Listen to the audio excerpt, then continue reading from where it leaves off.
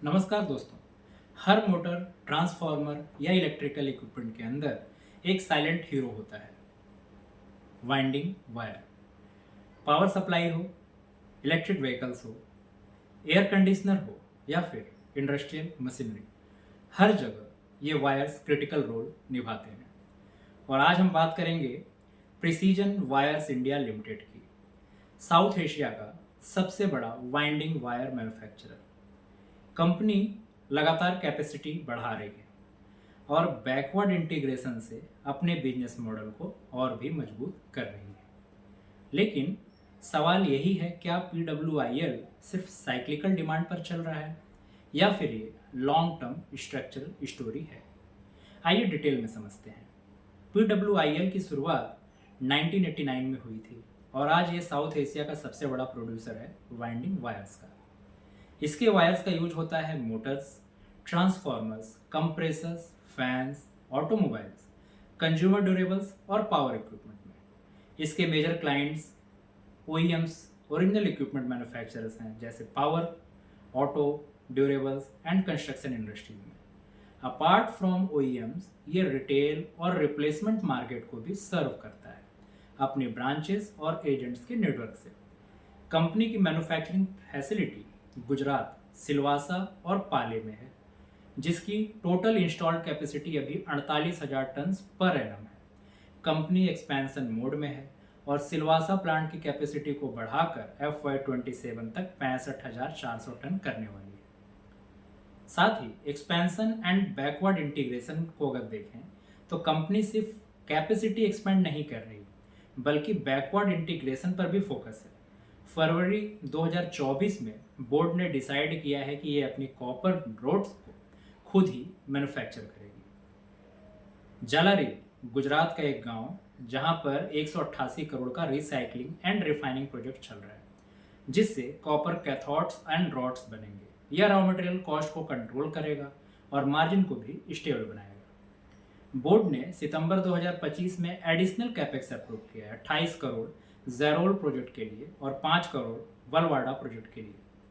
अगर industry context में बात करें तो copper winding wire industry India में स्टडी ग्रोथ फेज में है। क्यों? Electrical equipment and infrastructure demand की वजह से, EV adoption, renewable energy projects, energy efficient appliances, साथ ही गवर्नमेंट की GST रेशनलाइजेशन भी पॉजिटिव है। अप्लायंसेस पर स्लैब रिड्यूस हुआ है, जिससे डिमांड बढ़ी है। ग्लोबल लेवल पर USA ने 50% इम्पोर्ट ड्यूटी लगाया है चाइना से आने वाले वायर्स पर। इससे इंडियन प्लेयर्स को एक्सपोर्ट एडवांटेज मिल सकता है। अब बात करते हैं नंबर की। 2025 में कंपनी का रेवेन्यू 4,035 करोड़ रहा, जो ईयर ऑन ईयर 22% बढ़ा। ऑपरेटिंग मार्जिन 4.6% था, जो ईयर ऑन ईयर करीब फ्लैट रहा। ऑपरेटिंग प्रॉफिट 186 करोड़, 22% की बढ़ोतरी।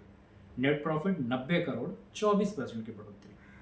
अगर FY26 के पहले तिमाही की बात करें तो standalone sales 17% year on year ऊपर गए, 1,115 करोड़। ऑपरेटिंग प्रॉफिट मार्जिन भी इंप्रूव होकर 5.3% हुआ। ऑपरेटिंग प्रॉफिट 30% बढ़कर 85 करोड़। पैट 27 करोड़ हुआ, जो 22% बढ़ा। EPS की बात करें तो 6.6 रुपीज़ रहा। स्ट्रेंथ क्या है कंपनी के? साउथ एशिया का largest player, scale advantage, strong client base, OEMs और repeat customer, backward integration, copper rod manufacturing से cost control, continuous capacity expansion, FY27 तक 65,000 TPA कैपेसिटी। साथ ही इंडस्ट्री की टेलविंड्स जैसे EVs, renewables, energy efficient appliances से demand high है। पर इसके साथ साथ वीकनेसेस एंड रिस्क को भी जानना बहुत ही जरूरी है। जैसे ऑपरेटिंग प्रॉफिट मार्जिन स्ट्रक्चरली लो रहता है, 4.5 से 5.5 के बीच। कॉपर प्राइस वोलेटिलिटी मार्जिन पर सीधा असर डालती है। हेवी डिपेंडेंस ऑन OEMs, जो साइक्लिकल डिमांड रिस्क को बढ़ा देता है। लार्ज कैपेक्स कमिटमेंट, अगर डिमांड नहीं आई तो बैलेंस शीट स्ट्रेस हो सकता है। And lastly, export dependency global trade risk से जुड़ा है। तो क्या है वैल्यूएशन वाइज अगर हम देखें तो स्टॉक 181 पर ट्रेड कर रहा है। EPS FY26 में एक्सपेक्टेड है 7.4, यानी प्राइस अर्निंग की बात करें तो 24 टाइम्स। पीयर के मुकाबले यह प्रीमियम तो नहीं है, लेकिन मार्जिन लो होने से वैल्यूएशन थोड़ी सी स्ट्रेच्ड लग रही है। आउटलुक्स पॉजिटिव है क्योंकि डिमांड ड्राइवर्स स्ट्रांग है, इंफ्रा, ईवी, अप्लायंसेज, रिन्यूएबल्स की वजह से। साथ ही कैपेसिटी एक्सपेंशन भी काफ़ी टाइमली हो रहा है। बैकवर्ड इंटीग्रेशन से रॉ मटेरियल कंट्रोल में रहेगा। लेकिन इन्वेस्टर्स को ध्यान रखना जरूरी है कि ये बिजनेस साइक्लिकल है और कॉपर प्राइसेस मार्जिन्स डिसाइड करेंगे। तो इन्वेस्टर के व्यू से क्या होना चाहिए? Positive, industry leader with large scale, strong demand drivers, capacity expansion and backward integration and improving profit growth. But at the same time negatives क्या है? Low operating margin, raw material volatility, cyclical demand risk, साथ ही valuation भी थोड़ी सी बड़ी दिख रही है। तो दोस्तों, प्रिसीजन वायर्स एक सॉलिड प्लेयर है विंड वायर इंडस्ट्री का। Long term demand themes support करते हैं, लेकिन शॉर्ट टर्म में कॉपर प्राइस वोलेटिलिटी और लो मार्जिन्स को इग्नोर नहीं किया जा सकता। यही था मेरा detailed analysis precision wires India limited पर। हमने business, expansion plans, financials, strengths and risk सब कुछ कवर किया। लेकिन याद रखिए, ये सिर्फ एजुकेशनल पर्पज के लिए है। यहाँ बाई या सेल रिकमेंडेशन नहीं है।